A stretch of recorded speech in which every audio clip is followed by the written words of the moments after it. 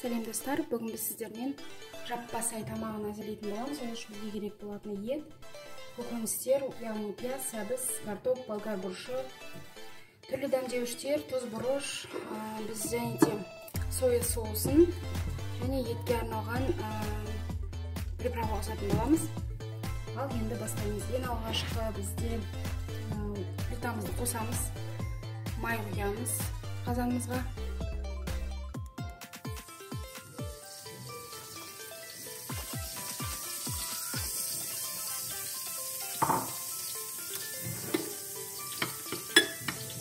Дайындап қойған 4 бүршілеп кішкене етіп етімізді турап алдық.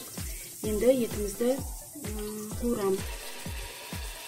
Етімізді салдық, қатты отта жақсылап тұрып қуырып аламыз.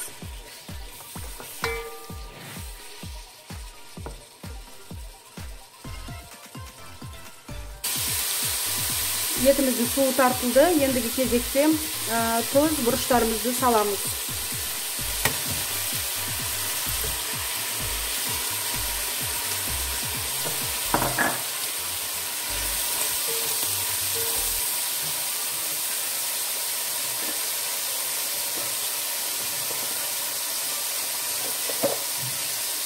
Sarımsak, яғни чеснок.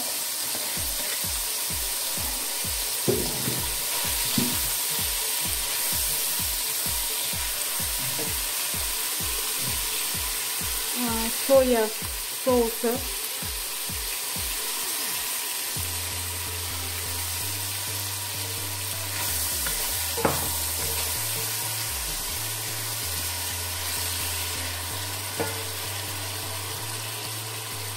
Жарым мясо бір қасық қосамыз.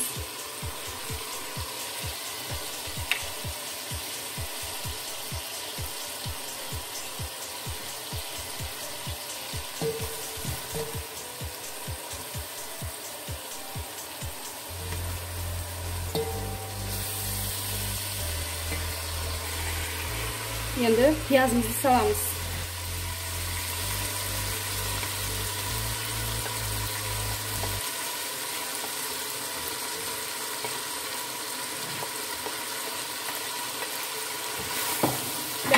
Арасылып қуырып аламыз. 4 минуттай қуырып алдық. Ендігі кезекте сәбізімізді саламыз пияздан кейін.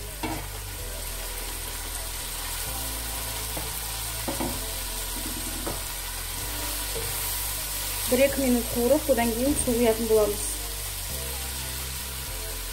Бір кеседе су, асты жабысып қалмас үшін.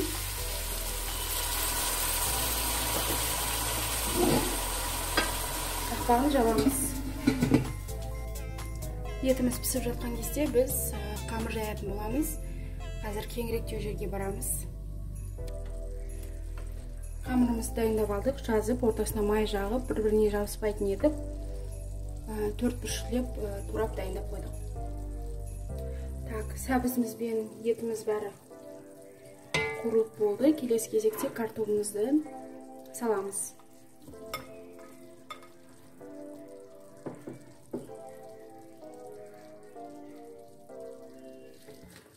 Болгар бұрышы,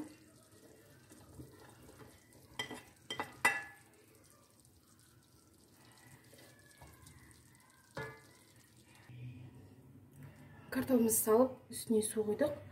Енді қамырларымызды үстінен жауамыз. Осылай жауып шығамыз. Так, жарты сағат уақытымыз өтті. Енді біз қамырымызды ақырын мінекей осылай жабыспай алынады. Барлығын осылай түсіріп алып, шетіне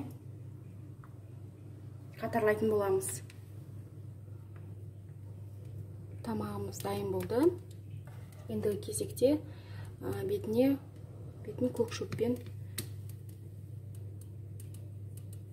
көк шөп сеуіп қойсаңыз болады. Астарыңыз дәмді болсын.